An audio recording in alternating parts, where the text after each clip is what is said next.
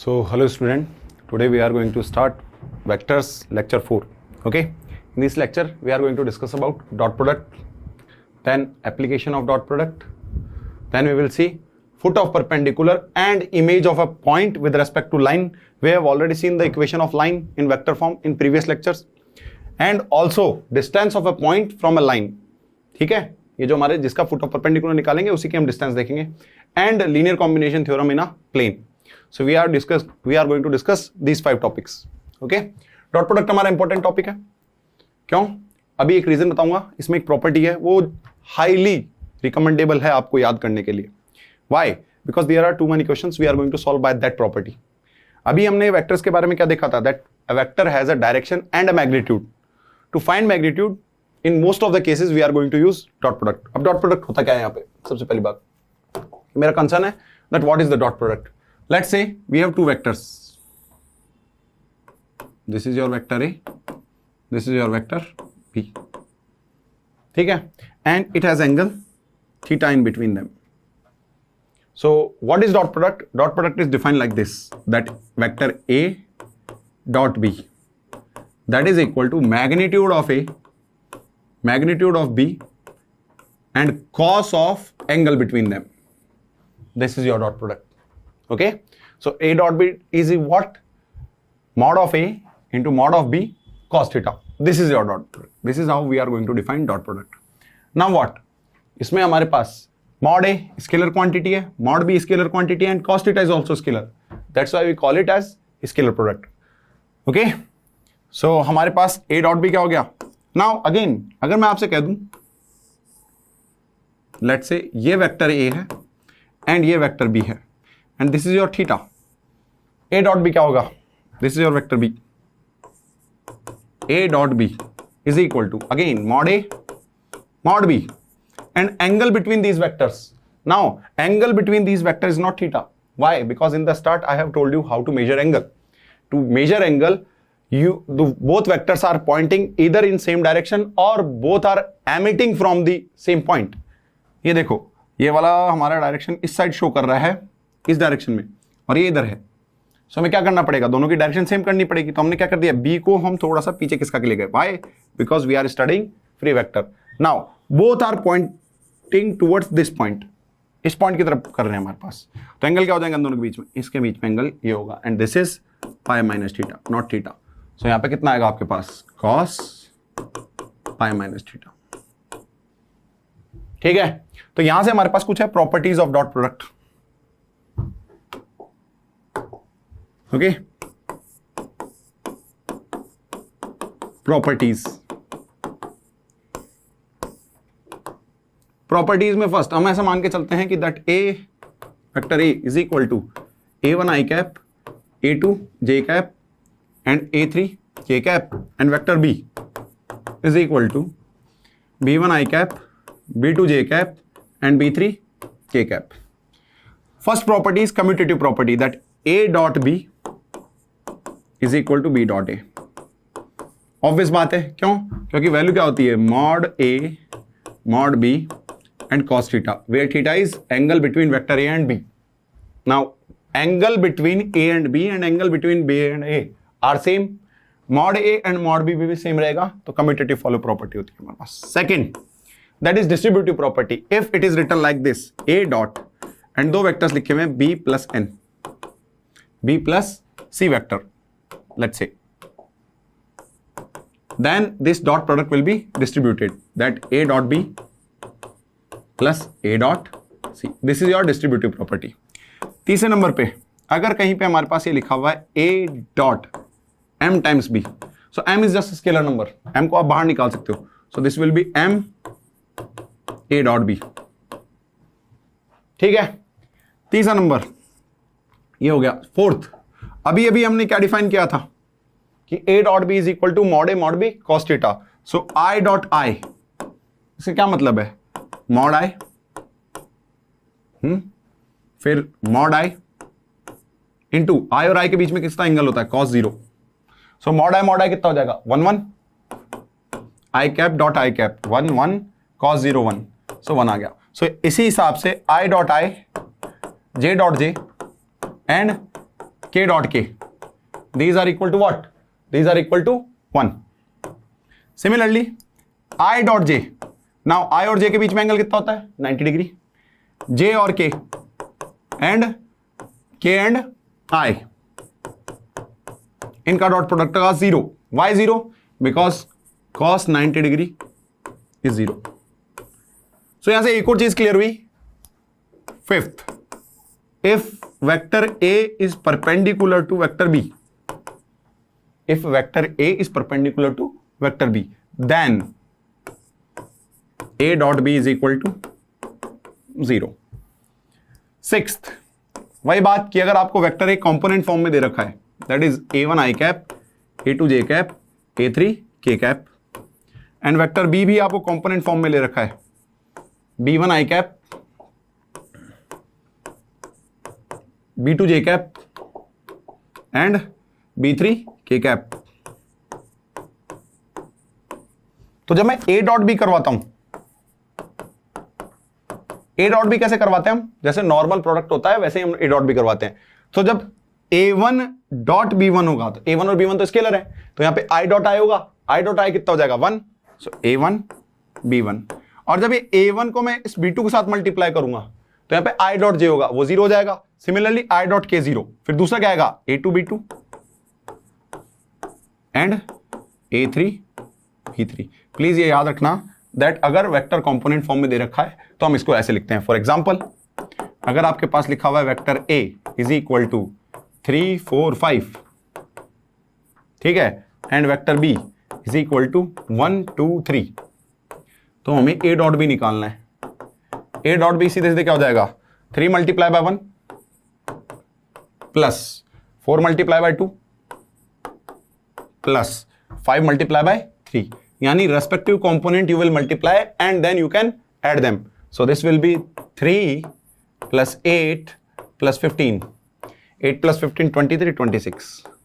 Okay, so this can be written as in which form? You can write it as an component form. तो कितनी property होगी बेटे हमारे पास? This is property number 6th. Okay. Now 7th. अभी मैंने जब start कर रहा था डॉट प्रोडक्ट, तब मैंने एक बात कही थी that in some cases you have to find magnitude of vector A. Okay, so let's say हमारे पास A dot A क्या था? A dot A will be mod A square cos 0. So it will be mod A square is equal to A dot A. Please remember this. This is very very very important property. ठीक है, इस पे star लगा रहा हूं मैं double. Okay, 8th. Any vector A can be written in the form of A dot I into I cap plus A dot J into J cap plus A dot K into K cap. कैसे? क्योंकि हमें पता है A dot I कितना हो जाएगा? सारे component 0 हो जाएंगे, Y और Z वाले. बचेगा कौन सा? I वाला, A1 एंड A2 की वैल्यू क्या हो जाएगी इसी हिसाब से? A dot J and A3 की value that is A dot K. And हमारे पास वेक्टर A क्या था बेटा? Vector A was A1I plus A2J plus A3K. When you are putting all the values of these, so this will be vector A dot I, A1 की value I plus A dot J plus A dot K multiply by K. ठीक है, सो किसी भी vector को हम इस format में लिख सकते हैं. This will be useful in your proves. अगर कहीं पे हमें प्रूफ दे रखा है तो उसमें काम आएगा ये. ठीक है, ओके. फिर हमारे पास next 9th. If vector A is equal to vector B, then you can write A dot C is equal to B dot C. You can take dot both sides, but if A dot C is equal to B dot C, that doesn't mean that doesn't mean vector A is equal to vector B. Okay, ऐसा नहीं होगा। क्यों? क्योंकि हम थोड़ा सा देख लेते, चलो एक बार। a dot C is equal to b dot C. What you can do? You can take it from left side, so this will be a dot C minus b dot C equal to 0. Now we have studied distributive law, so C will be outside. C will be outside, so this will be A minus B dot C equal to 0. Now, in which case this will be 0? This will be 0 in this case, that A minus B is perpendicular to C. ठीक है? A minus B is perpendicular to C. So what we can write? If A is equal to B, then A dot C is equal to B dot C. But if A dot C is equal to B dot C, we cannot write that A is equal to B. Okay? ये हमारे पास property थी। 10th हमारे पास property नहीं है, property 8 के application है। कहीं पे आपको बोल दे दैट आपको A वेक्टर A और वेक्टर B से क्या निकालना है? मॉड निकालना है। तो आप कैसे निकालोगे? तो हम मॉड तो डायरेक्ट निकाल नहीं सकते, so we will find mod of square. Square क्या होगा हमारे पास? a प्लस बी और इसी का डॉट इसी के साथ। डॉट कैसे करेंगे? जैसे नॉर्मल मल्टीप्लाई करते हो आप, दैट a डॉट ए का a के साथ डॉट, फिर a का b के साथ डॉट, a डॉट b, फिर इस b का a के साथ dot, so plus b dot A plus b dot b। Now a dot A तो क्या हो जाएगा? Mod A square. b dot B क्या हो जाएगा? Mod B square. And a dot B plus b dot A, because it follows commutative property, it will be twice of a dot B. Okay, and this is part A. Part B, यहीं पे अगर हमें पास लिखा हो a minus B, इसका square, so this will be what? Mod A square plus mod B square. Same way plus नहीं आएगा बेटा, what? It will be minus twice of a dot B. Remember this is not A B, this is a dot B, है ना? और तीसरा जो होता है हमारे पास, अगर आपको लिखा हो a plus B plus C, so this will be what? Mod A square plus mod B square plus mod C square plus twice of a dot B plus B dot C plus C dot A. ठीक है? सो ध्यान रखना, हमारी property 8 बहुत ज्यादा important थी। Property 8 क्या थी हमारे पास? That a dot A is equal to mod A square. Please, this is way way way important property. Okay, let's see some questions.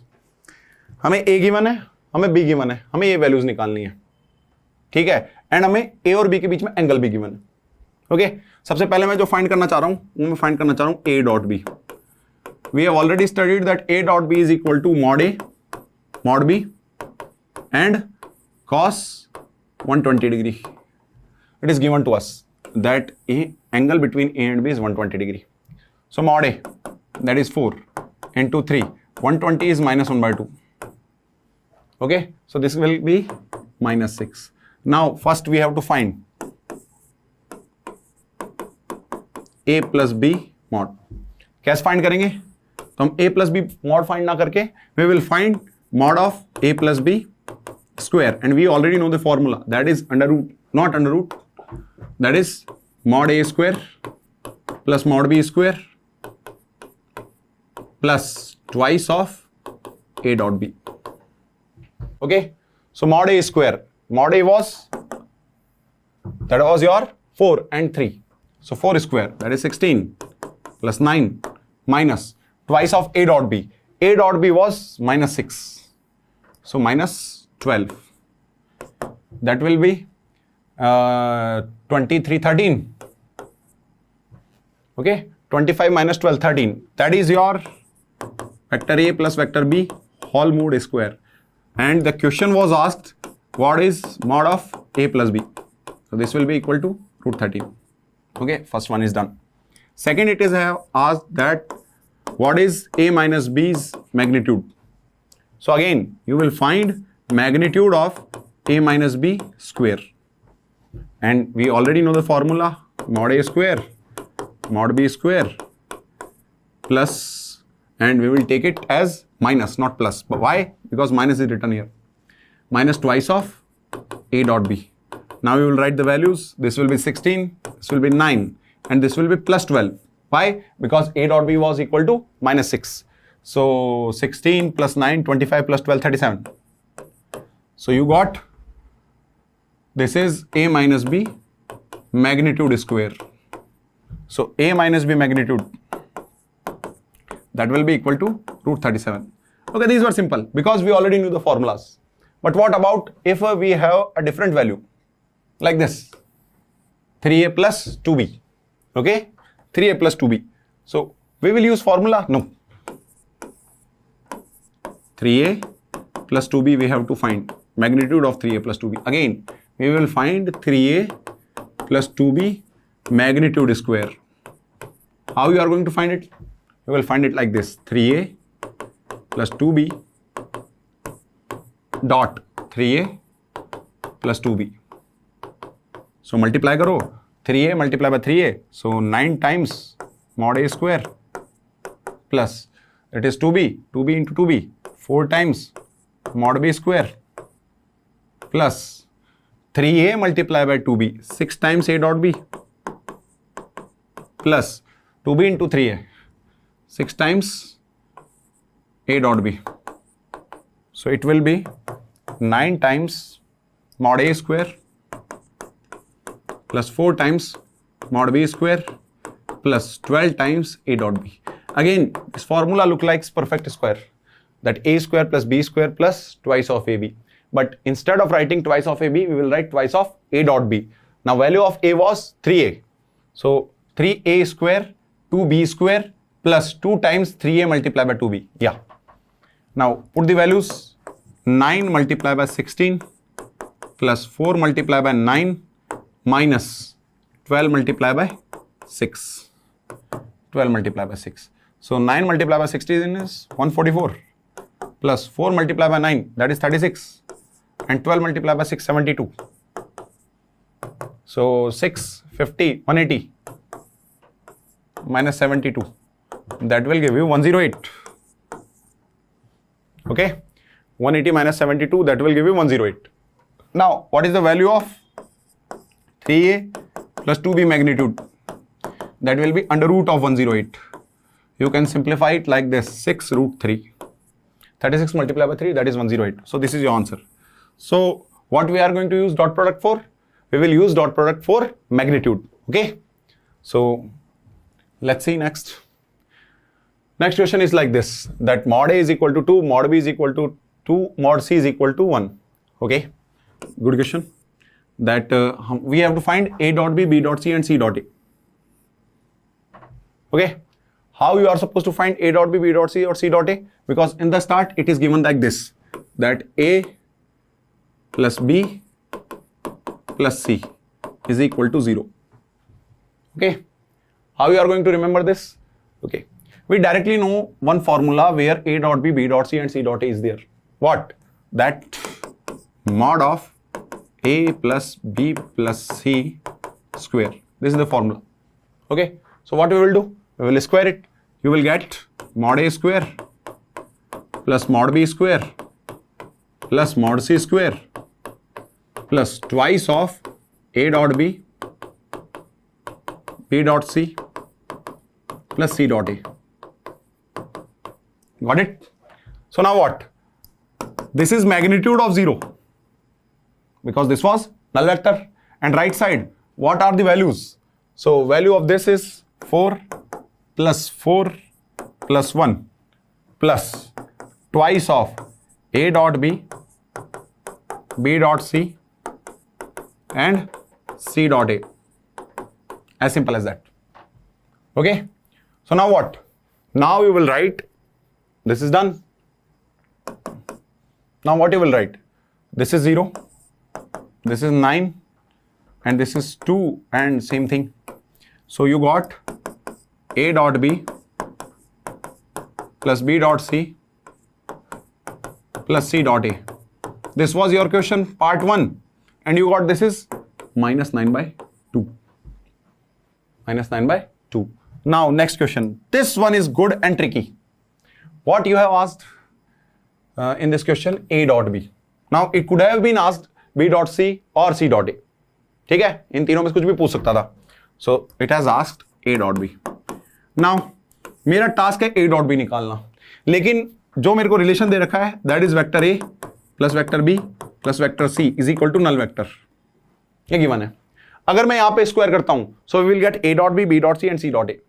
Previous question we have seen that.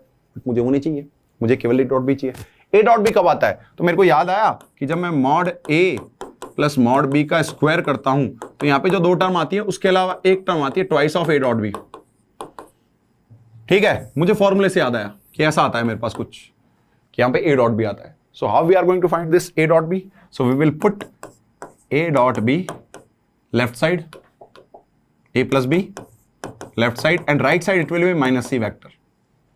What we will do, हम इसका इसी के साथ dot करवा देंगे.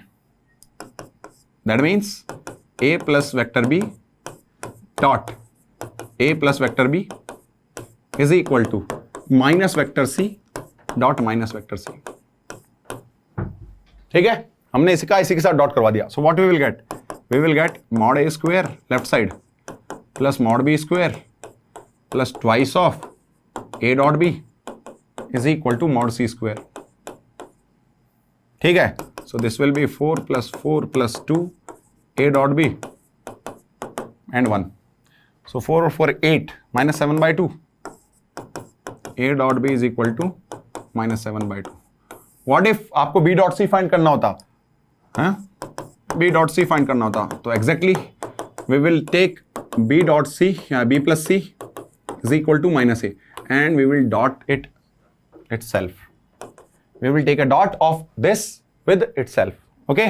So this was also simple question. ठीक है, so let's move on to the next part. Next part, these are your homeworks. Okay, simple question है ये वाला. तो हमने जो अभी प्रॉपर्टी की थी उनको ऐड ही करना है प्रॉपर्टी के एप्लीकेशंस में. ठीक है, this question is good and this question is good. So these are your homeworks. Please try to solve these. है ना. हिंट ये रहेगी कि यहां से you can find A dot B and you can apply A dot B here. बचपन वाली identities है सारी की सारी. ठीक है, एक बार ये सब हो गया तो इजीली हो जाएगा. और फर्स्ट और सेकंड कोरिलेटेड है. Okay, so these are your homework, these are simple questions. Okay, मैं एक बार वापस से दिखा देता हूं आपको तीनों क्वेश्चन. प्लीज इसको पॉज करके और सॉल्व करें. Next part, application of dot product. ठीक है, application of dot product. Application of dot product is also important क्योंकि first application is angle between two vectors. How you are going to find angle between two vectors if two vectors are given to you? ठीक है, so वही बात हो गई. This is your vector A, this is your vector B. Angle कितना है बीच में, theta. A dot B कैसे डिफाइन हो रहा था, that A dot B is equal to mod A mod B cos theta. ऐसे डिफाइन हो रहा था, यहां से cos थीटा निकाल लो. So cos theta is equal to A dot B divides by mod A mod B. As simple as that. Now somewhere in books it is written like this, that cos theta is equal to A cap. A cap क्या होता है, vector A divides by mod A को इन्होंने क्या लिख दिया बेटा, A cap. ये A cap हो गया और बचा हुआ पार्ट क्या हो गया, B cap. ठीक है, तो some books are writing it like this also. some book क्या, सारी बुक्स में ये दूसरी चीज भी लिखी होगी, A cap dot B cap. कि दो यूनिट वेक्टर्स के बीच में, दो यूनिट वेक्टर्स का डॉट प्रोडक्ट ही क्या होता है, एंगल होता है उनके बीच में. ठीक है, फॉर एग्जांपल आपसे बोल दिया find angle between let's say vector A that is 2 2 1 and vector B let's say -1 and 2 -1. ठीक है, 2 -1 की जगह इसको यहां पे भी 2 कर दो. ठीक है, आपको इसके बीच में एंगल फाइंड करना है. तो आप क्या फाइंड करोगे, पहले तो A डॉट B, याद है कंपोनेंट फॉर्म में क्या था, A1 A2. So 2 multiply by -1 plus 2 multiply by 2 and plus 1 multiply by -2. A dot B कितना आ गया हमारे पास, और मॉड A मॉड B की जरूरत पड़ेगी हमें. Mod vector A that will be under root of 1 square, sorry 2 square, it will be 2 square plus 2 square plus 1, so this will be 3. Similarly mod b is also 3. So this is minus 2 plus 4, 0. Oh, luckily that got 0. So that means you got a dot b equal to 0. If a dot b is equal to 0, you will write cos theta is equal to 0 divides by 3 multiply by 3. So 0 divides by 9. Cos theta कितना गया बेटा? 0. Now cos theta कितना होता है हमारे पास? 0 कब आता है बेटा? पाई बाय 2 पे. So this will be pi by 2. आपको बहुत पहले ही बता दिया गया था कि एंगल जो बिटवीन वेक्टर्स लिखते हो आप किसमें? डॉट प्रोडक्ट में या फिर कहीं पे भी, that angle between to vector is defined between what?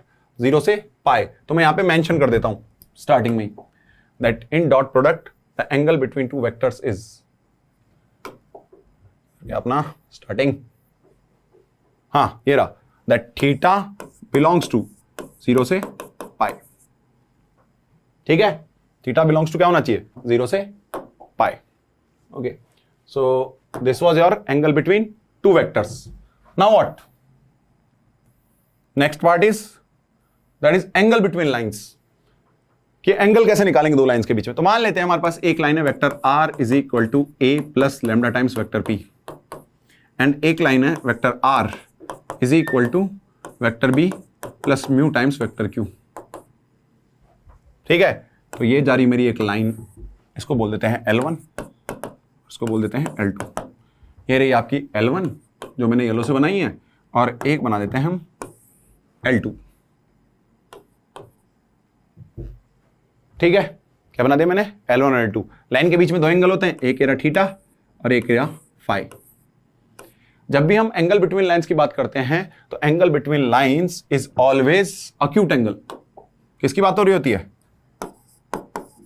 Acute angle की बात हो रही होती है. ओके, अगर दो लाइन परपेंडिकुलर एक दूसरे के, दैट मींस उनकी जो डायरेक्शन है उनका डॉट प्रोडक्ट क्या हो जाएगा? 0. उसके अलावा हम किसकी बात करते हैं? ऑलवेज अक्यूट एंगल की बात करते हैं. ठीक है, नाउ L1 की डायरेक्शन को कौन रिप्रेजेंट कर रहा है? That is vector P. और L2 की डायरेक्शन को कौन रिप्रेजेंट कर रहा है? That is vector Q. यहां पे दो चीजें आती है कि वेक्टर P और Q हो सकता है वेक्टर P इस डायरेक्शन में और वेक्टर Q इस डायरेक्शन में हो. जब मैंने ये डायरेक्शन बनाई है तो दोनों के बीच में एंगल कितना होगा? फाई. और अगर मैं एक केस ले लूं कि वेक्टर P और वेक्टर Q दोनों की डायरेक्शन इस साइड है, तो उस केस में क्या हो जाएगा? एंगल बीच में थीटा. तो मुझे कौन सा लेना है एंगल? Acute angle. सो अभी मैं मान लेता हूं angle between vector P and Q. मैं लाइन की बात नहीं कर रहा, वेक्टर P एंड Q की बात कर रहा हूं. That is cos theta equal to P dot Q divides by mod P mod Q. This is angle between two vectors. और एक बात समझ में आती है कि जिस डायरेक्शन में हमारे पास ये लाइन होगी उसी डायरेक्शन में एंगल होंगे. बोलो, उसी डायरेक्शन में हमारे पास वेक्टर्स होंगे. सो दैट मींस हमारे पास लाइन की डायरेक्शन और वेक्टर की डायरेक्शन सेम होगी. बट हां, कभी कभार क्या होता है कि लोग लाइन की डायरेक्शन और वेक्टर की डायरेक्शन क्या करते हैं, मान लो वेक्टर ये रहा और लाइन भी यही है. Okay, but in the start I have already told you कि लाइन की डायरेक्शन बहुत होती हैं, vector P and also minus vector P. दोनों की दोनों डायरेक्शन किसकी है? लाइन की है. सो हमारा एंगल क्या आएगा? या तो अक्यूट आएगा या ऑब्ट्यूज आएगा. ओके, अगर मेरे को इसको अक्यूट में कन्वर्ट करना है, सो एंगल बिटवीन लाइंस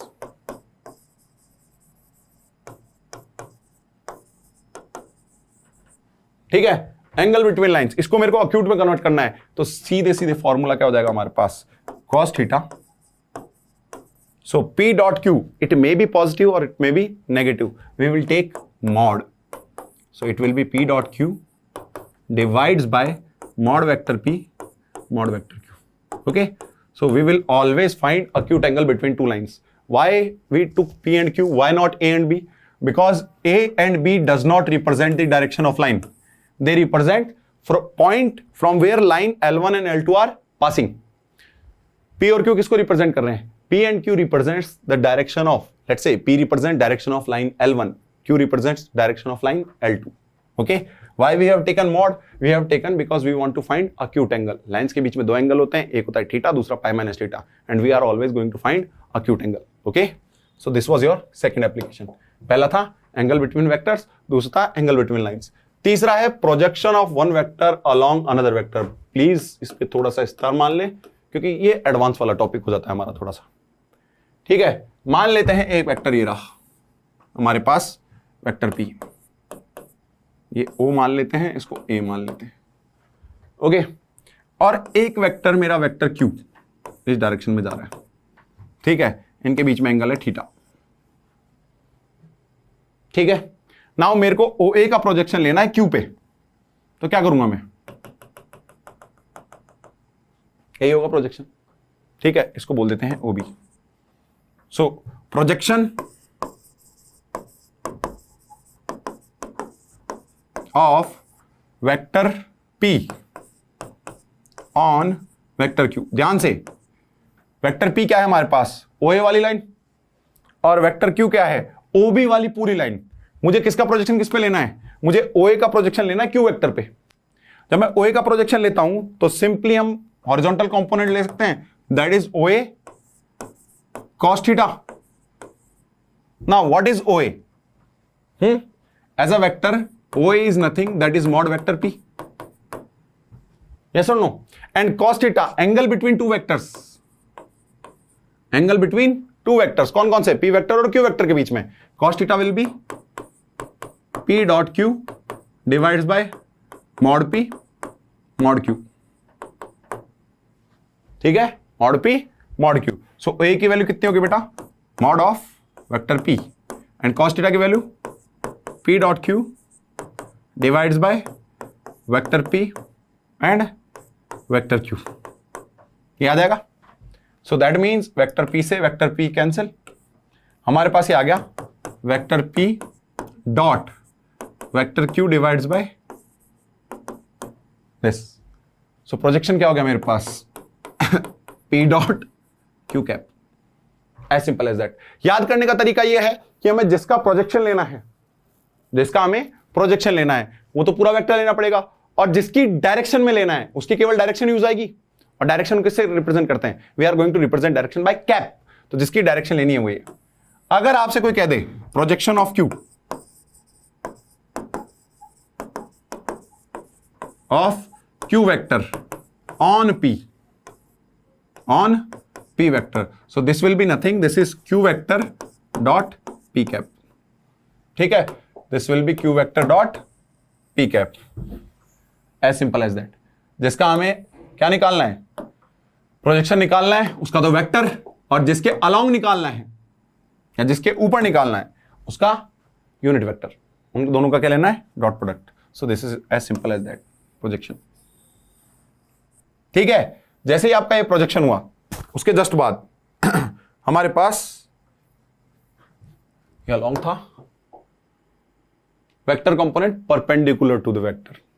ठीक है, नाउ ये निकालने के लिए आपको प्रीवियस स्टेप आना जरूरी है। अगेन ये भी एडवांस का पार्ट हो जाता है, क्योंकि कभी कभी क्वेश्चन हमसे पूछ सकता है कि गिवन वेक्टर को हमें दो कंपोनेंट्स में ब्रेक करना है, एक अलोंग टू सम वेक्टर और एक perpendicular to some vector. For example let's say वही ये वेक्टर p है और ये हमारे पास वेक्टर q हो गया। कौन सा वेक्टर, वेक्टर q। नाउ मुझे वेक्टर p को रिजॉल्व करना है दो वेक्टर्स कंपोनेंट में। कौन से दो वेक्टर, एक वेक्टर तो हमारे पास ये हो गया, कौन सा वाला बेटा, दस। लेट्स से ये o है, ये a है, ये b है। ठीक है, सो एक वेक्टर तो हमारे पास हो गया वेक्टर p, इसका कंपोनेंट अलोंग q वेक्टर। ठीक है, और एक वेक्टर हो जाएगा हमारे पास वेक्टर p, दैट इज, और ये डायरेक्शन ध्यान रखना, डायरेक्शन ये रही, p वेक्टर की डायरेक्शन ये रही, परपेंडिकुलर वेक्टर की डायरेक्शन ये रही, vector p perpendicular to vector q। ठीक है, हमने वेक्टर p को दो कंपोनेंट्स में रिजॉल्व कर दिया, एक अलोंग q और एक perpendicular to the q। Okay, so what will be vector p now according to triangle law से आप ऐड कर दोगे OB and AB because these factors are following each other. तो OB कितना है अपने पास, P along vector Q, P perpendicular to vector Q। हमें नोन क्या क्या होगा, हमें नोन होगा vector P will be known, ये गिवन होगा, एंड वेक्टर क्यू, ये भी गिवन होगा। इसकी हेल्प से मुझे ये निकालने, ठीक है। So now what you will say that yes P along Q vector, ये तो मेरे को ऑलरेडी पता है, that is vector P dot Q cap, ये होता है। तो हमारे पास P परपेंडिकुलर क्या हो जाएगा, सो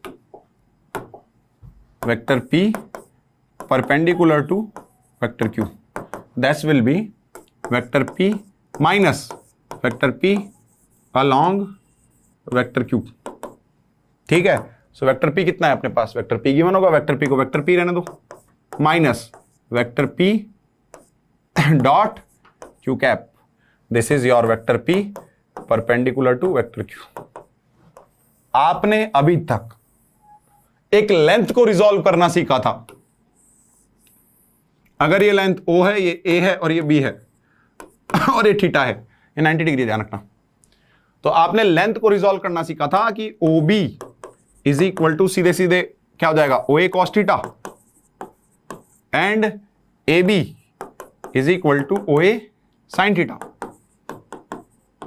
This is how you are resolving length, and this is the first time you have learned how to resolve vector in two components। कौन से दो कंपोनेंट, एक along vector Q और एक perpendicular to vector Q, ठीक है। So this was your fourth application।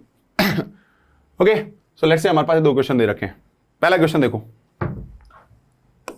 अब जो पढ़ा है उसका एप्लीकेशन भी करके देखते हैं ना। पहले क्वेश्चन में क्या बोल रखा है आपको, लेट्स से वेक्टर A है हमारे पास 2 - 3 6, A के पोजीशन वेक्टर दे रखे और B, अच्छा ये वेक्टर ही दे रखे हैं, वेक्टर B 2 5 - 14, ठीक है। अब क्योंकि मेरे को मॉड A और मॉड B की भी जरूरत पड़ेगी, तो मॉड A कितना हो जाएगा, under root of 4 + 9 + 36, so 49 7 and mod B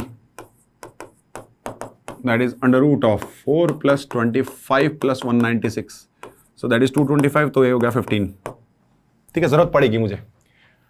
हाँ, क्वेश्चन में क्या बोल रखा है, find the ratio of projection of A on B to the projection B on A, ठीक है। सो आपसे बोल रखा है वेक्टर A on B यानी along B divides bye B along vector A। Please एक बार चेक कर लो वापस से। तो हमसे बोल रखा है ratio of A on B and B on A, सही है। सो A along B कितना हो जाएगा, vector A dot B cap divides bye B dot A cap, A होगा। अच्छा A डॉट B कैप क्या लिख लोगे आप, mod A mod B cap cos theta, ये कैप है बेटा ध्यान से, ठीक है। क्या ये कैप है, कॉस थीटा, थीटा क्या है, theta is angle between vector A and vector B। अच्छा, जो वेक्टर A और वेक्टर B के अंदर एंगल होगा that is the same angle between vector A and vector B cap, okay. So divides by, यहां पे आ जाएगा mod vector B A cap cos theta, again angle same ही रहेगा, सो कॉस थीटा से cos theta cancel, B cap 1 होता है और A कैप भी 1 ही होता है, मैग्नीट्यूड। सो हमारे पास आ गया mod vector A divides by mod vector B, as simple as that. हमें अलग से प्रोजेक्शन निकालने की जरूरत ही नहीं पड़ी क्योंकि सब कैंसिल आउट हो गए, ओके। मॉड A कितना था बेटा 7 और मॉड B कितना था 15, so answer will be straight forward 7/15। Please ध्यान रखना उन्होंने रेशियो डिफाइन कर रखा है कि दिस टू दिस, यही होगा रेशियो। अगर वो सिर्फ कहते कि रेशियो ही निकालना है हमें बताते नहीं, तो 7/15 और 15/7 बहुत आंसर होते हैं, okay. Next question, question number 2, ठीक है। हमसे शायद अलोंग और परपेंडिकुलर निकालने को कह रहा है। Vector P is equal to 5 - 2 5 और vector Q is equal to vector P 5i cap - 2j cap 5k cap and vector Q, vector Q है शायद 103, नहीं सॉरी 301, वेक्टर Q है 301, okay.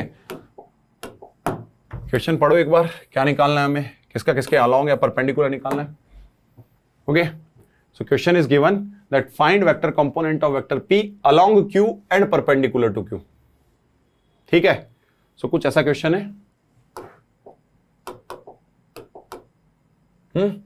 So question is like this, so this is your vector P and this is your vector Q। हमें दो component find करने हैं, that is P along Q and P perpendicular to Q. In this step or in this question we are going to first find P along Q। अब देखो P along Q find करना है तो मेरे को Q cap की जरूरत पड़ेगी, तो मॉड वेक्टर Q निकाल लेता हूं मैं, that is under root of 9 + 0 + 1 √10। Okay, so देख लेते हैं एक बार, √10 ही होगा ना, हाँ 301, ओके √10। नाउ हमें निकालना है vector P along vector Q, vector P along vector Q, so P dot Q cap, P dot Q cap means 5 - 2 5 dot 301 divides by √10, यही होगा। So 5 multiplied by 3 15 and -2 multiplied by 0 0 and again 5 multiplied by 1 plus 5 divides by √10। ठीक है, सो आपके पास value क्या आ गई, 20 divides bye √10। अब यहां पे एक बहुत प्यारा क्वेश्चन किसी बच्चे ने पूछा कि बोला सर ये जो आपने निकाला है दैट इज 2√10, ये जो आपने निकाला है ये वेक्टर नहीं है, ये हमारा है projection, that is your projection of P, projection of P on Q। ठीक है, projection of P on Q, vector नहीं है ये, तो वेक्टर कैसे निकालोगे। Now you already know that हमें किस डायरेक्शन में चाहिए, हमें चाहिए vector P along vector Q। तो प्लीज रिमेंबर दिस कि मैग्नीट्यूड हमारा ये होगा और डायरेक्शन कौन सी होगी, Q वाली। सो मैग्नीट्यूड हो गया हमारे पास P डॉट Q कैप, ये तो हमारा मैग्नीट्यूड हो गया, and direction will be along Q, so Q cap, this will be your direction. ठीक है, सो 2√10 ये तो मैग्नीट्यूड हो गया और डायरेक्शन होगी Q कैप। Q कैप था क्या हमारे पास, 3i plus K divides bye √10। ठीक है, √10 से √10 कैंसिल, सो आपके पास आ गया ये 6i cap plus 2K, that means 602। That's why I have taken this question, ताकि आपको वेक्टर निकालना जाए। एक बार आपने अलोंग निकाल लिया तो vector P perpendicular to vector Q, this will be P minus vector P along vector Q। So जरा वेक्टर P देखना बेटा, वेक्टर P था क्या, 5 - 2 5, 5 - 2 5 and minus 602, that will give you 5 - 6 -1 -2 and 3। Okay, सो हमारे पास जो दो वेक्टर आए थे वो दोनों वेक्टर आ गए। क्या बनाया था डायग्राम अपन ने बेटा, ये वाला वेक्टर आ गया आपके पास 602, देखना बच्चे 602 करेक्ट, एंड ऊपर वाला आ गया -1 -2 एंड 3। इन दोनों को ऐड करने पर हमें मिलना चाहिए 5 - 2 एंड 5। करके देखो ऐड एक बार, 6 + -1 5, 0 और -2 -2, 2 एंड 3 5। ओके, सो हमको क्या मिल गया, along and perpendicular vector। This is how you are going to resolve two vectors। Okay, one vector along another vector and one vector perpendicular to the another vector। जब भी आपको perpendicular vector find करना होगा 100% आपको along vector find करना ही करना होगा, then you will use triangle addition, triangle law of addition for vectors.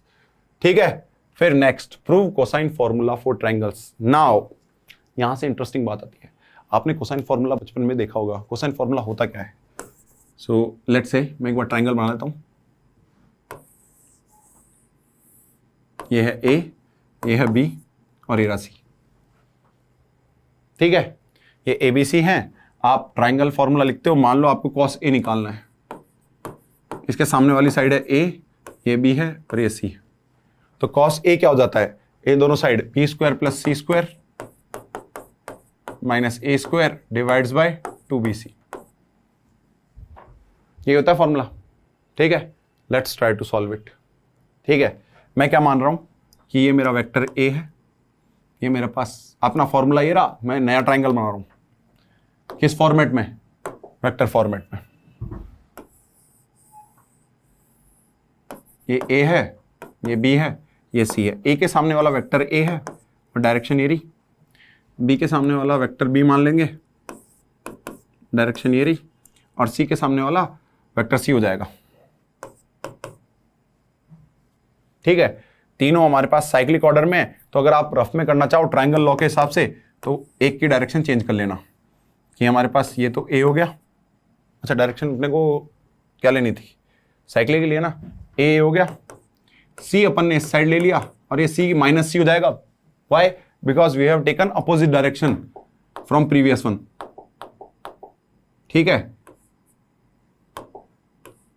So this will be minus C vector and this जो B वेक्टर था। सो A वेक्टर और B वेक्टर की डायरेक्शन हमने पुराने वाली चलने दी है, C वेक्टर की नई डायरेक्शन ले ली। अकॉर्डिंग टू ट्राइंगल लॉ हमारे पास कौन से फॉलो कर रहे हैं एक दूसरे को, A और B फॉलो कर रहे हैं, अपोजिट डायरेक्शन में माइनस C है। So A plus B is equal to minus vector C, यानी आप क्या लिख सकते हो, A plus B plus C equal to 0। ठीक है, सो वेक्टर B और वेक्टर C के बीच में एंगल क्या है, एंगल A है। ध्यान से एंगल A नहीं है। ओके, मैं आपको वापस से बता रहा हूं, एंगल अगर आपको देखना है तो B और C के बीच में अगर एंगल आप A बोल रहे हो तो गलत हो जाएगा। क्यों? क्योंकि for measuring angle both vector should be in same direction, मतलब पॉइंटिंग टुवर्ड्स सेम पॉइंट और एमिटिंग फ्रॉम सेम पॉइंट। ध्यान रखो, C इस तरफ जा रहा है A की तरफ और B किस तरफ जा रहा है C की तरफ, तो मुझे क्या करना पड़ेगा, इसको आगे एक्सटेंड करना पड़ेगा C को। Now this is your angle between B and C, that is pi minus A। Similarly अगर मैं बात करूंगा वेक्टर A और वेक्टर B के बीच में तो ये है पाई माइनस C, और अगर हम बात करेंगे किसके बीच में, C के बीच में और A के बीच में, सो ये B हो गया हमारा इस तरफ और ये हमारे पास C हो गया इस तरफ, तो ये वाला एंगल होगा दोनों के बीच में, पाई और C के बीच में कितना आ जाएगा ये। अच्छा, जिस उसमें ले रहे थे हम उसी नोटेशन में लेते हैं। हाँ, ये हमारा A हो गया इस तरफ, ये डायरेक्शन हो गई, और ये एंगल कितना हो गया, pi minus B। Why? Because this is useful for us right now. So ये एंगल आ गए। नाउ मुझे क्या निकालना है, कॉस लो। ठीक है, वही अभी हमने क्या देखा था, A प्लस B, अरे हाँ बेटा क्या देखा था हमने, that A plus B is equal to minus C है। और जस्ट थोड़ी देर पहले हमने क्या किया था, हम क्या कर देंगे, इनका इसी के साथ डॉट करवा दो। So this will be mod A plus mod B square is equal to mod C square. ठीक है, डॉट करवा दो, कितना आ जाएगा, ये आ जाएगा तुम्हारे पास mod A square plus mod B square plus twice of A dot B is equal to mod C square. ठीक है, A dot B is equal to mod C square minus mod A square minus mod B square, ये आ गया। Okay, A dot B कितना हो जाएगा, that mod A mod B, and A और B के बीच में एंगल कौन सा है अपने पास, कहां गया डायग्राम, ये रहा A और ये रहा B। A और B के बीच में एंगल है हमारा पाई माइनस C, ये वाला एंगल। ठीक है, A और B के बीच में एंगल है हमारे पास pi minus C, cos pi minus C is equal to mod C square minus mod A square minus mod B square, ये आ गया। Okay, cos pi minus theta that is minus cos theta, so minus of mod A mod B cos C is equal to mod C square minus mod A square minus mod B square. ठीक है, और क्या हो जाएगा हमारे पास, cos C is equal to, और minus से डिवाइड करोगे तो mod A square plus mod B square minus mod C square divides by twice of mod A mod B. यहां पे मॉड ए मॉड बी किसको रिप्रेजेंट कर रहा है? ए बी सी किसको रिप्रेजेंट कर रहे थे? साइड वेक्टर को। तो mod A mod B mod सी किसको रिप्रेजेंट करेंगे? लेंथ ऑफ दो साइड्स। ठीक है, ध्यान से देखना क्या लिखा हुआ है, cos c is equal to mod A mod B. ठीक है, डायग्राम में देखते हैं हम। ठीक है, cos c, ये रहा angle c, cos c side वाले मॉड ए मॉड बी। ठीक है, मॉड ए मॉड बी, और अपोजिट साइड माइनस होगी, माइनस सी स्क्वायर। ठीक है, mod A plus mod B square, mod A square plus mod B square minus mod C square divides by 2a dot mod A और mod सी। क्या आ गया हमारे पास? Cos angle proof हो गया। Similarly हम एक और फॉर्मूला प्रूफ कर सकते हैं, लेकिन उसके लिए हमें क्रॉस प्रोडक्ट पढ़ना पड़ेगा। Okay, sine rule. Okay, we will see in that part. Okay, so this was part of that. Now projection and image of point with respect to line. ठीक है, इसी के अंदर हमारा फोर्थ टॉपिक कवर हो जाएगा, that is distance from a line. ठीक है, क्वेश्चन दिया हुआ है, क्वेश्चन के हिसाब समझाऊंगा मैं। Find the foot of perpendicular from the origin. Origin का फुट ऑफ परपेंडिकुलर फाइंड करना है on the line this. Also find the position vector of the image, ये भी फाइंड करना है। और इसी में मैं एक और चीज ऐड कर देता हूं, question also find distance, distance ना बोल के शॉर्टेस्ट डिस्टेंस लिखने दो मेरे को। वैसे मोस्टली वही होता है, shortest distance of origin, shortest distance from origin to the line, shortest distance from origin to line। ठीक है, सो डिस्टेंस निकालने का एक ही तरीका है हमारे पास। पहले हम सारी चीजें बात कर लेते हैं। लेट्स से ये origin 0,0,0। शॉर्टेस्ट डिस्टेंस क्या होती है हमारे पास? परपेंडिकुलर डिस्टेंस को शॉर्टेस्ट डिस्टेंस बोलते हैं। ये है O। O से मैंने फुट ऑफ परपेंडिकुलर ड्रॉप किया n, यही होगा।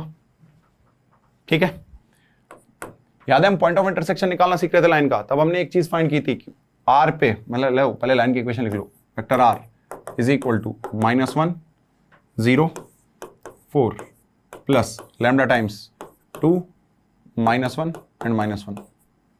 Okay, at that time what we have concluded that we can find general point, general coordinate on this line। ठीक है, इसी लाइन की इक्वेशन है। सो जनरल कोऑर्डिनेट क्या हो जाएंगे आपके पास? n के कोऑर्डिनेट हो जाएंगे -1 plus 2 lambda, comma 0 minus lambda, very good, and 4 minus lambda. ये कोऑर्डिनेट हो गए। ठीक है, now what we can do, we can find ON vector. ON vector क्या होगा? ON वेक्टर होगा n vector minus O vector. ठीक है, सो हमारे पास कितना आ गया? ये आ जाएगा -1 plus 2 lambda minus lambda, comma 4 minus lambda. यही ON वेक्टर हो गया। अगर यहां पे इसकी जगह कुछ ABC लिखा होता तो हम वो फाइंड करते AB vector. Okay, now ON किसके परपेंडिकुलर है? इस लाइन के परपेंडिकुलर है। लाइन की DRs क्या थे? लाइन की डायरेक्शन, डायरेक्शन ऑफ लाइन क्या है बेटा? 2 -1 and -1। So that means ON vector dot 2 -1 क्या होना चाहिए? 0। Why? Because ON vector is perpendicular to the line. और जब भी दो वेक्टर्स परपेंडिकुलर एक दूसरे के तो उनका डॉट प्रोडक्ट क्या आता है? 0। ON वेक्टर था क्या हमारे पास? -1 plus 2 lambda minus lambda 4 minus lambda. ठीक है, डॉट 2 -1 ठीक है, यहां से कितना आ गया आपके पास? -2 plus 4 lambda plus lambda -4 plus lambda equal to 0। So this will be 4 lambda plus lambda plus lambda 6 lambda -6 equal to 0, lambda equal to 1। जैसे ही आपके पास लैम्डा इक्वल टू 1 आया तो आपके पास n के कोऑर्डिनेट आ गए। n के कोऑर्डिनेट क्या हो जाएंगे? लैम्डा इक्वल टू 1 रखना, लैम्डा इक्वल टू 1 रखते ही -1 plus 2 lambda, so 1 comma and minus lambda, so -1 and 3। ठीक है, 1 -1 और 3, सो 1 रखते ही 1 -1 और 3, ओके डन। n के कोऑर्डिनेट आ गए, n के कोऑर्डिनेट आ गए तो क्या यही, अब ध्यान से देखो, ये रहा n, क्या था 1 -1 एंड 3, ये रहा हमारे पास ओरिजिन, दैट वाज 0, 0, 0, यही फुट ऑफ परपेंडिकुलर हो गया, ठीक है। सो n क्या हो गया आपके पास, फुट ऑफ परपेंडिकुलर। और मुझे क्या निकालनी है, डिस्टेंस, तो ON डिस्टेंस हमारी शॉर्टेस्ट डिस्टेंस होगी,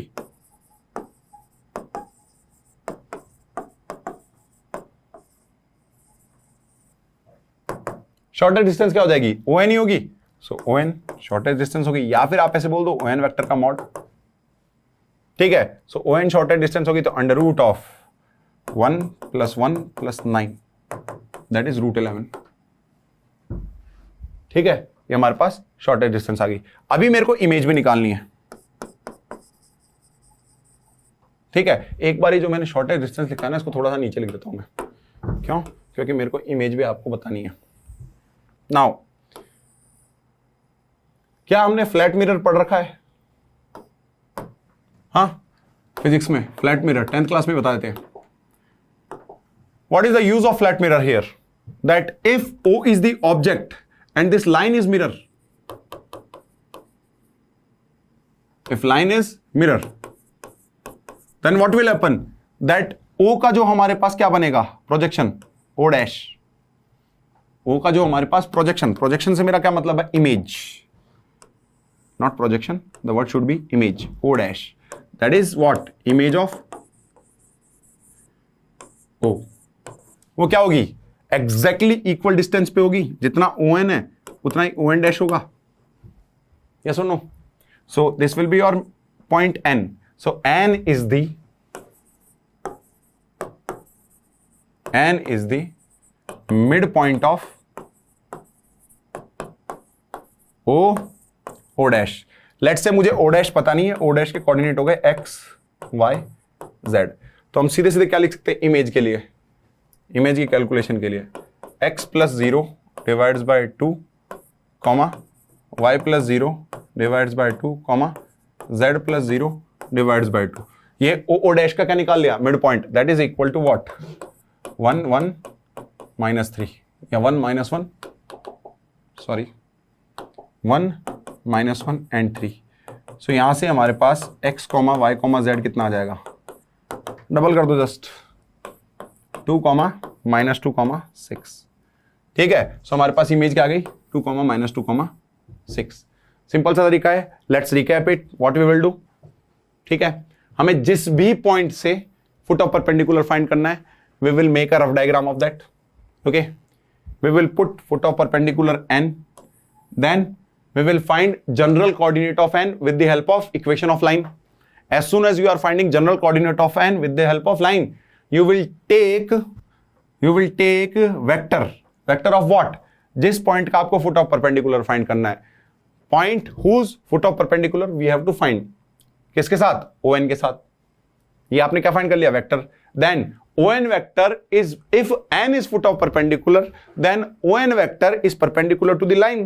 So dot product of ON and the direction of line will be 0. That's what we have done here. ठीक है, as soon as we are putting like this, so n was what, your coordinates in lambda.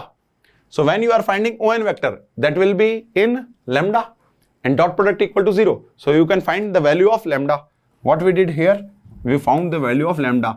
With the help of lambda, you can find foot of perpendicular.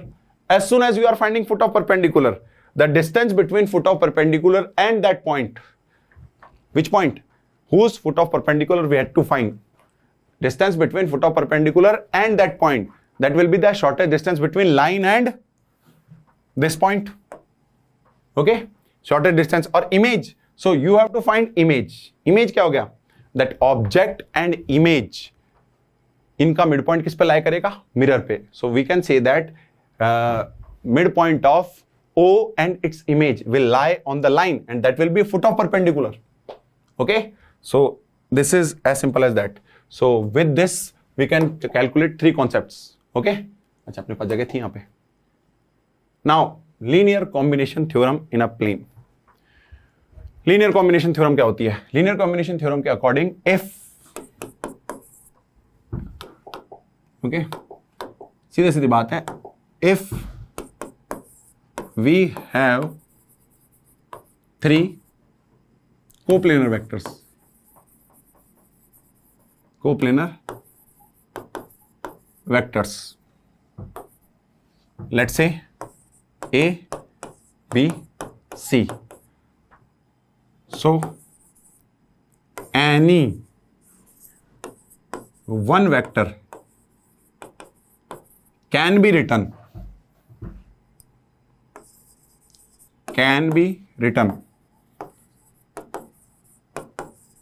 as linear combination of other two। ठीक है, कहने का क्या मतलब है? कोई भी एक वेक्टर ले लो, लेट्स से आपने वेक्टर ए ले लिया। वेक्टर ए को क्या लिख सकते हो आप? वेक्टर ए को लिख सकते हो आप x times vector A, oh sorry other two ना, so x times vector B plus y times vector C. Now याद हो तो हमने लीनियरली डिपेंडेंट और इंडिपेंडेंट पढ़ा था। लीनियरली इंडिपेंडेंट में that none of the vector can be written as linear combination of other remaining vectors। so अगर मैं लिख पा रहा हूं, इसका मतलब ए बी सी क्या है? Dependent vectors. A B C dependent vectors है, तो इसका मतलब मैं क्या कह सकता हूं कि if 3 vectors are coplanar they are linearly dependent vectors. Okay, तो यहां से एक और चीज याद रखना कि इफ ए बी सी ये क्या है? कोप्लेनर है, कोप्लेनर है। अगर कोप्लेनर है तो मैं उनको इस हेल्प से ये लिख पाऊंगा लीनियर कॉम्बिनेशन में, और अगर लीनियर कॉम्बिनेशन में लिख पा रहा हूं तो ये लीनियरली डिपेंडेंट है। Okay, these are linearly dependent. Okay, तो यहां पे क्वेश्चन आता है कि सर कैसे लिख पा रहे हैं? ठीक है, 3 रैंडम वेक्टर्स मान लेता हूं। लेट्स से ये वेक्टर ए है, ये वेक्टर बी है, और कहीं भी ले लो ये वेक्टर सी है। ठीक है, मैं आपको नेक्स्ट पेज में समझा देता हूं ये चीज, बिकॉज यहां पे एक क्वेश्चन है मेरे पास।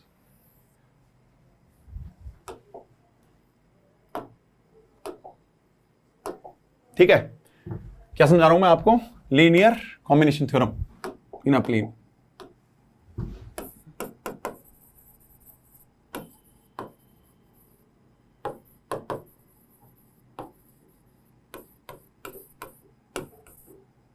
Linear combination theorem in a plane. ठीक है, आपके पास क्या थे बेटा?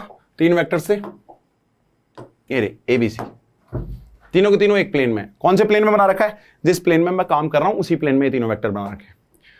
एक वेक्टर को बचे हुए 2 वेक्टर्स के हम कॉम्बिनेशन में लिख सकते हैं। क्यों? चलो, तो हमने क्या किया? ए को फिक्स रखा कि हमारा वेक्टर ए ऐसा ही है। ठीक है, हम क्या किए? बी को घसीट के ले आया किस पे? इस पे। बी की डायरेक्शन सेम रख रहा हूं मैं। ठीक है, और हम क्या किए? सी को घसीट के इस पे ले आए।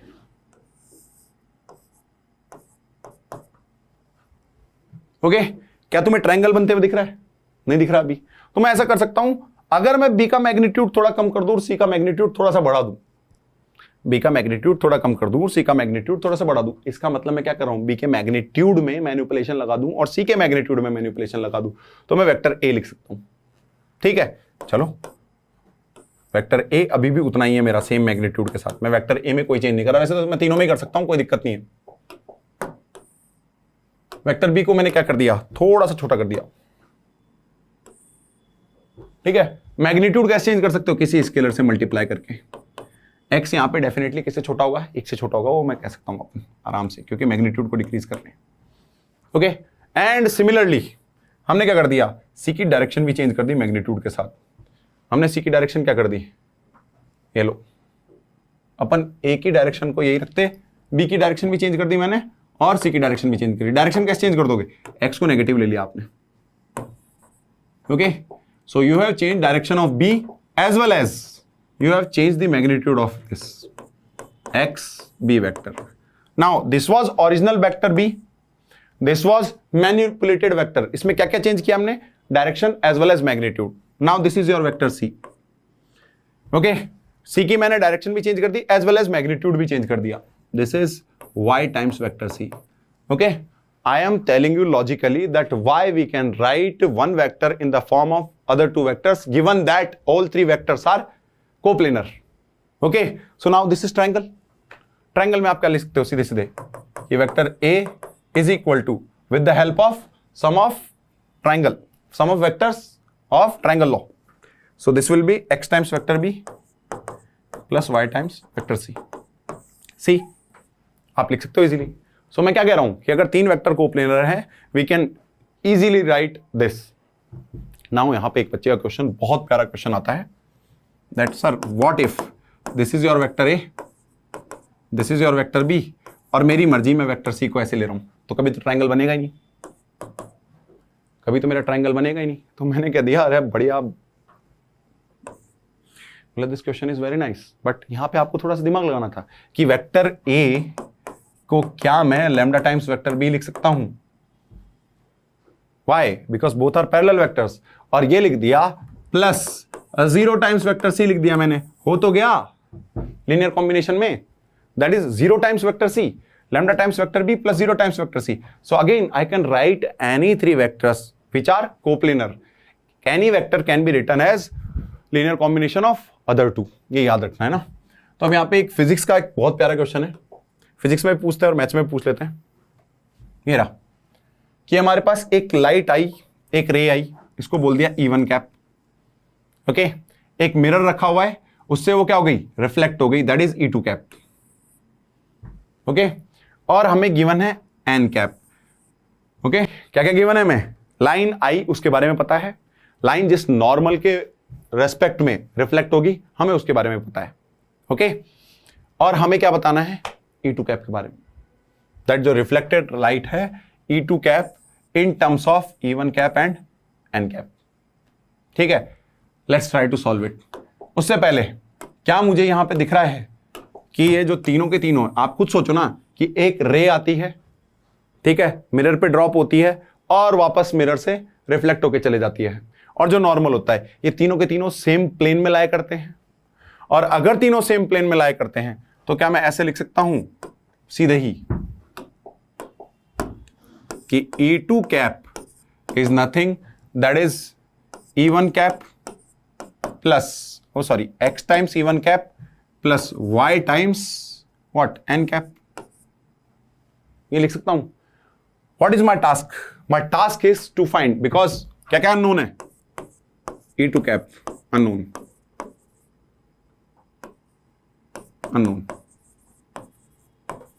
x एंड y क्योंकि हमने अज्यूम किया है तो दीज आर ऑल्सो अननोन. ठीक है, ये हमारे अननोन्स है. मुझे फाइंड करना है E2 कैप, तो मेरे को क्या निकालना है, x और y. E2 कैप अगर अननोन है तो मेरा ट्राई रहेगा कि E2 कैप को जितना कम, मतलब कोई भी ऑपरेशन लगाऊं उसमें एक्स्ट्रा E2 कैप नहीं आए. अब क्योंकि सारे के सारे यूनिट हैं तो E2 कैप का मॉड ये भी 1 है, E1 कैप का मॉड ये भी 1 है, और ये किसके इक्वल है, N कैप के मॉड के. ठीक है, जितनी इंफॉर्मेशन है मैं एक साथ लिख रहा हूं. E1 कैप और N1 के बीच में एंगल, N1 नहीं है, N है. ठीक है, N के बीच में एंगल कितना है, सो E1 जा रहा है हमारा इस डायरेक्शन में, N आ रहा है इस डायरेक्शन में, सो थीटा नहीं है, कितना है बेटा, पाई माइनस थीटा.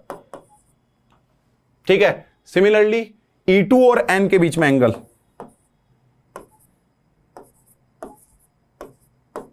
E2 और N के बीच में एंगल, N इधर जा रहा है, E2 भी इधर जा रहा है, सेम साइड है, तो थीटा ही है ये.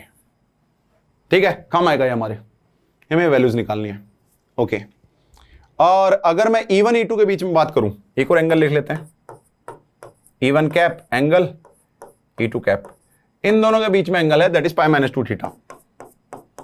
जिस हिसाब से जरूरत पड़ेगी उस हिसाब से देखेंगे. Okay, so we can write E2 cap is equal to x times E1 cap plus y times N1 cap.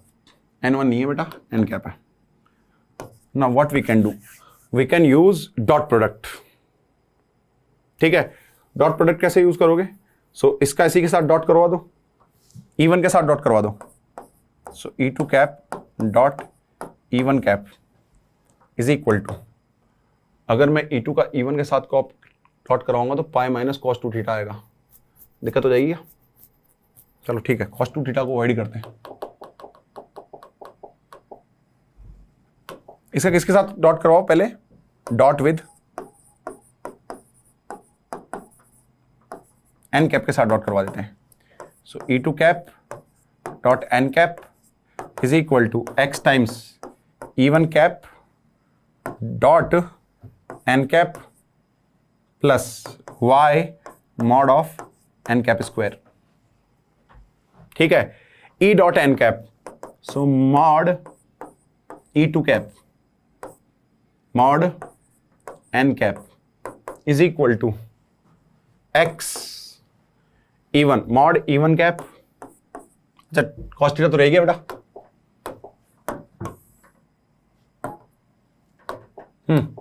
So here will be cos theta. So E2 और N के बीच में कितना एंगल था? देखना जरा, E2 और N के बीच में था theta angle. This will be cos theta. Right side में x टाइम्स वही है mod E1 mod N mod N। कितना एंगल हो जाएगा इसके बीच में? अगेन से हमारे पास जाएगा कॉस थीटा ही आएगा, cos pi minus theta. Please ये थोड़ा सा ध्यान रखना, इसमें गड़बड़ मत कर देना, प्लस y। ठीक है, सो ये सब तो कितना हो गया? 1 1 1 कॉस थीटा, यानी cos theta is equal to, ये आ जाएगा minus x cos theta plus y। ठीक है, हमारे पास एक इक्वेशन आ गई कितनी? Cos theta minus x cos theta plus y। ठीक है, इक्वेशन नंबर 1। वापस हमारे पास क्या चल रहा था बेटा? E2 cap is equal to x times E1 cap plus y times N1 cap. Okay, इसका किसके साथ डॉट करवा दो? अब E2 के साथ डॉट करवा दो। E2 के साथ डॉट करवाऊंगा, सो E2 dot E2 dot with E2 cap. हाँ, E2 dot E2 x E1 cap dot E2 cap plus y N1 dot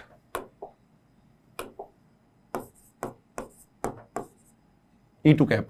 N1 तो है ही नहीं, खैर अपने पास N ही है। N1 को लिख रहे हैं। हाँ, this will B dot what cap? E2 cap. So this is 1, this is x। Mod E1 भी 1 होगा, मॉड E2 भी 1 होगा, और E1 E2 के बीच में एंगल कितना था अपने पास? E1 और E2 के बीच में था पाई माइनस 2 थीटा। हेलो, लगवाना ही पड़ गया। So pi minus 2 theta cos pi minus 2 theta. कोई बात नहीं, अब क्या करें, जरूरत पड़ गई तो, plus y cos theta. Same है, y N और E2 के बीच में कॉस थीटा था ना, कॉस थीटा। चलो कोई नहीं। सो ये कितना आ गया हमारे पास? 1 minus x cos 2 theta plus y cos theta. ठीक है, वापस से देख लो, N और E2 के बीच में एंगल था हमारे पास, N और E2 के बीच में था थीटा, E1 E2 के बीच में पाई 2 थीटा, और E1 और N के बीच में पाई माइनस थीटा था। ठीक है, तो हमारे साथ बेटर होता कि हम E1 के साथ डॉट करवा देते, बट चलो जो कर दिया अब कर दिया। This was your equation number 1। किधर गई इक्वेशन नंबर 1 जो भी लिखी थी? वही रेडी इक्वेशन नंबर 2। सो ऐसा करो, 1 को किससे मल्टीप्लाई कर दो? कॉस थीटा से। 1 मल्टीप्लाई बाय कॉस थीटा, ताकि y कॉस थीटा कैंसिल हो जाए, और इसको माइनस कर दो किसमें से? इसमें से 2 माइनस कर दो। सो अपने पास क्या लिखा हुआ है? ये cos theta multiply by cos theta cos square theta. ये रहा 1 माइनस 1, अपने पास कितना आ गया यहाँ पे? Minus x cos square theta minus x cos square theta, और यहां पे हो गया plus x cos 2 theta. Y cos theta से वाई कॉस थीटा कैंसिल हो गया। ठीक है, इसको ये रहने देना, छेड़ना मत अभी। So minus x cos square theta plus x cos two theta, so X bracket 2 cos square theta -1, ये होता फॉर्मूला।